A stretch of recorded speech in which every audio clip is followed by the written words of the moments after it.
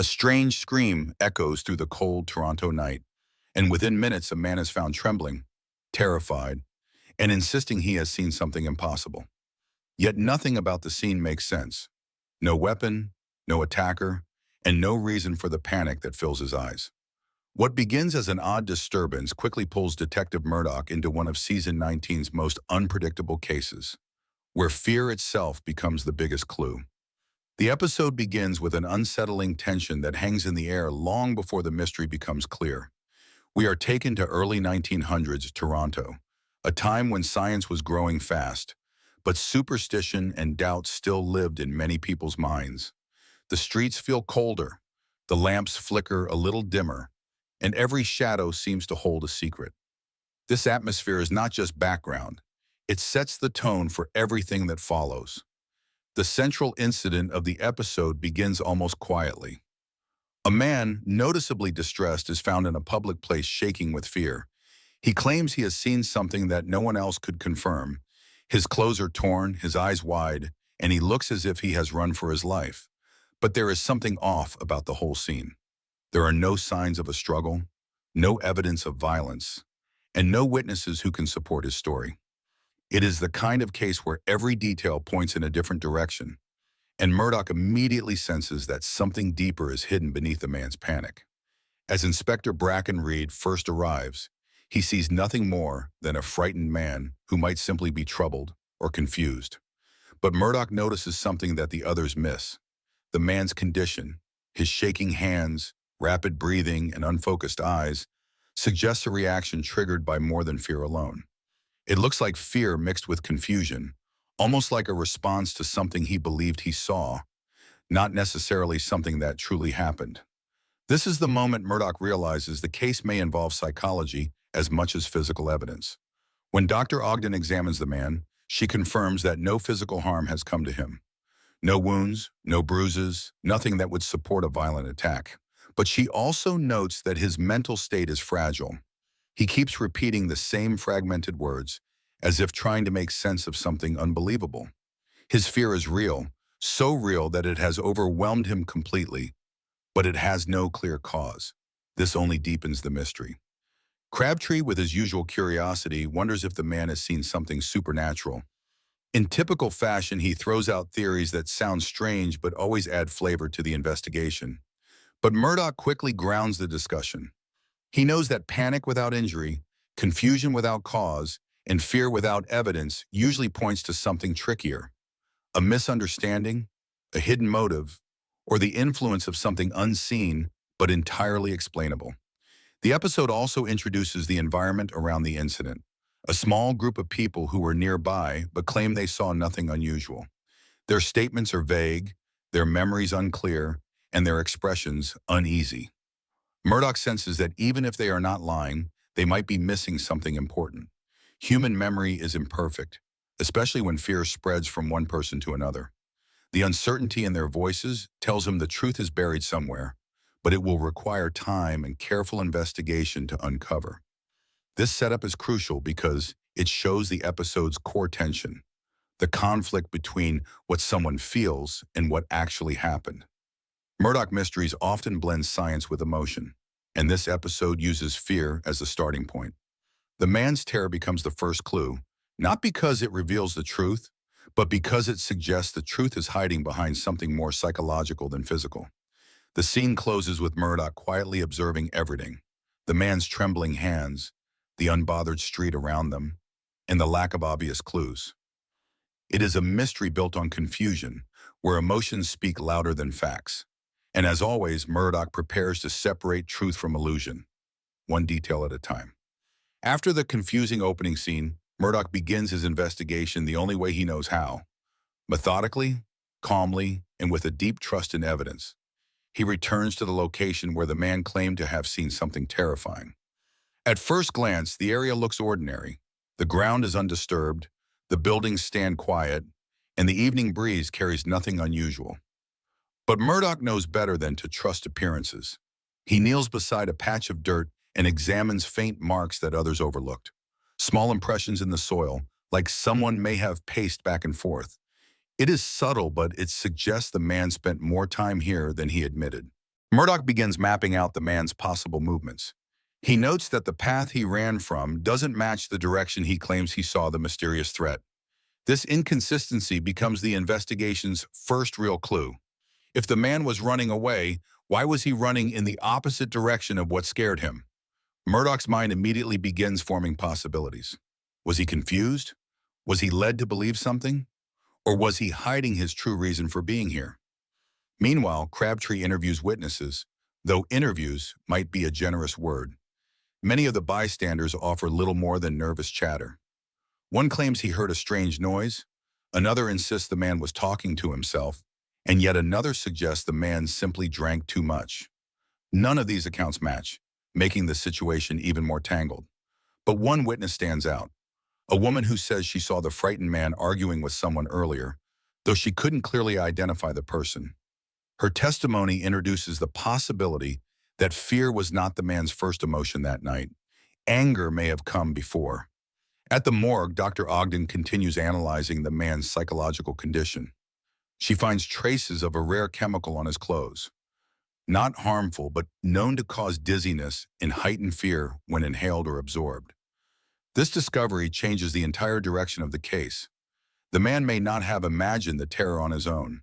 He may have been manipulated by something external. Dr. Ogden explains that while the chemical can amplify fear, it cannot create hallucinations. It can make a troubling situation feel much worse, but it cannot turn nothing into something. This means the man's earlier panic was real, but his mind may have exaggerated the threat. When Murdoch hears this, a new theory forms. Someone may have used the chemical intentionally. But who and why? Murdoch checks factories and suppliers who might have access to this substance. Most are used for medical or industrial purposes, but a few local businesses store small amounts. This gives the investigation a new direction, pushing Murdoch to dig deeper into the man's personal life. Murdoch and Crabtree visit the man's home to speak to his family. His wife appears worried but strangely guarded, as if she knows more than she is willing to share. She mentions that her husband has been under stress for weeks and has been behaving strangely, checking windows, locking doors repeatedly, and jumping at small sounds. She insists that he has been convinced someone has been watching him, though she never witnessed anything herself. Murdoch senses that her worry is genuine, but she is holding back a piece of the truth.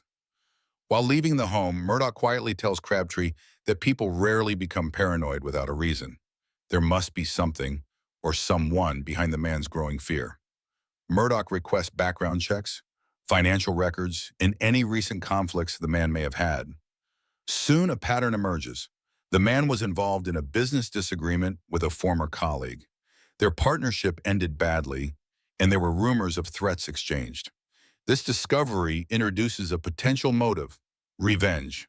But is revenge enough for someone to use a chemical to manipulate another person's fear? Murdoch knows human emotions can be more dangerous than any weapon, and fear, when used cleverly, can break a person without leaving a mark. Back at the station, Inspector Brackenreed grows restless. With no clear suspect and no concrete explanation, he begins to question whether the case is even criminal. But Murdoch cannot shake the feeling that all the pieces point towards something planned.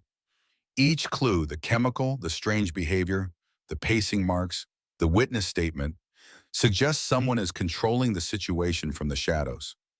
As the section ends, Murdoch reviews all the evidence gathered so far. He arranges photographs, notes, and diagrams across his desk. Nothing aligns perfectly, yet the feeling that someone is orchestrating fear itself is impossible to ignore. The puzzle is forming a shape, but the final picture is still hidden. What Murdoch doesn't realize is that the next discovery will turn the entire investigation upside down and reveal a twist no one saw coming. Just when the investigation seems to be taking a clear direction, everything suddenly shifts. Murdoch receives new information that pulls the rug out from under the entire case. What looked like a personal feud or a simple act of intimidation suddenly becomes something far more complex and unsettling. It begins when Dr. Ogden calls Murdoch back to the morgue with unexpected news. She has run a second, more detailed test on the chemical found on the frightened man's clothing, and the results surprise even her. The chemical was not randomly spread on his clothes. It was applied in specific controlled spots, areas someone would target if they intended to increase fear but avoid serious harm. This means the substance was not accidentally encountered. It was placed there deliberately by someone who knew what it would do. Murdoch immediately understands what this means. They are not dealing with a simple case of revenge. They are dealing with someone who understands science well enough to use it as a weapon. Someone who didn't just want to scare the victim, but wanted to control exactly how frightened he would become. This level of precision points to someone with knowledge, resources, and intent. As Murdoch digests this, a new witness unexpectedly steps forward.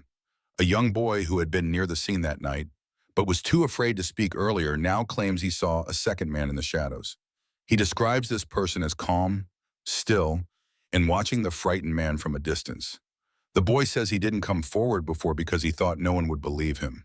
His description is vague, but it confirms one thing. The victim was not alone. Murdoch retraces the boy's steps and reconstructs the scene. With this new perspective, he realizes something chilling. Someone was intentionally observing the victim's panic, almost as if they were studying it.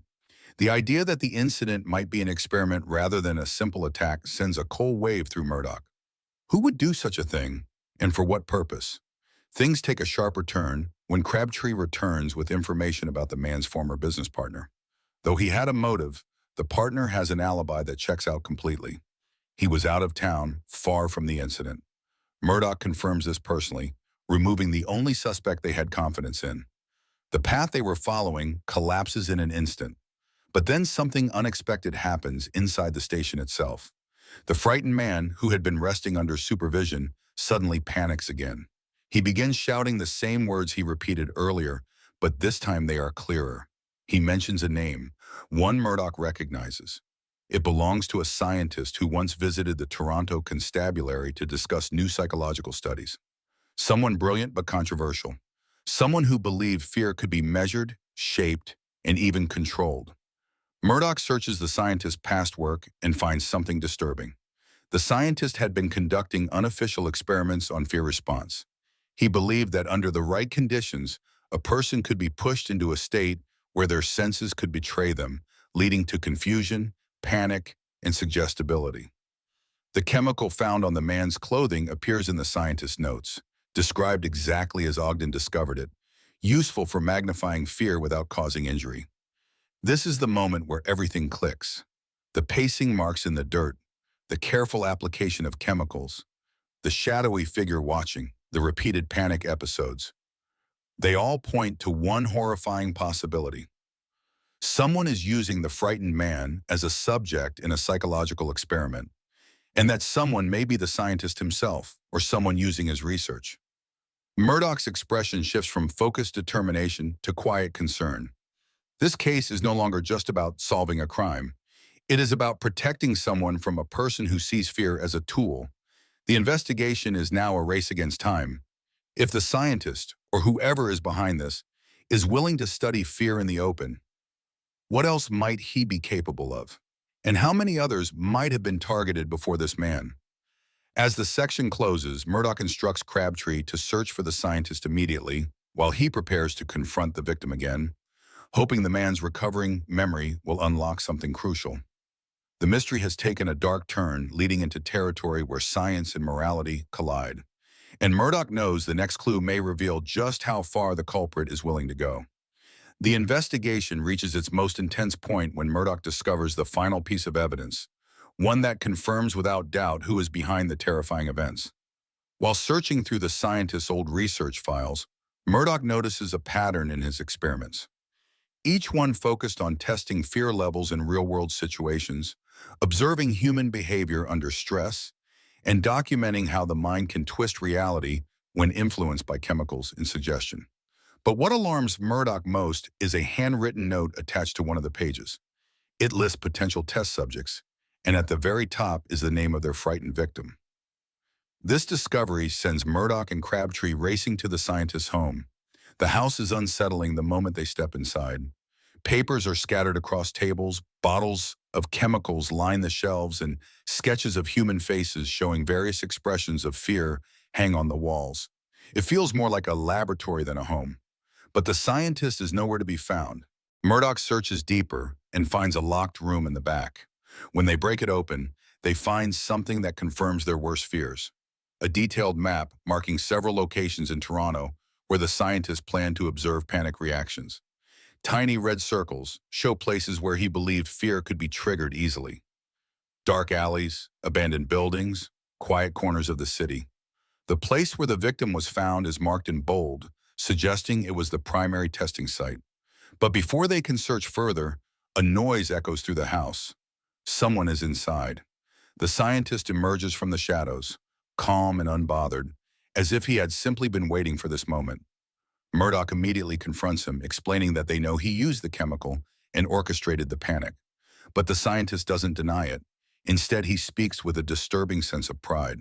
He explains that fear is the most powerful human emotion and that understanding it fully could change the future of psychology.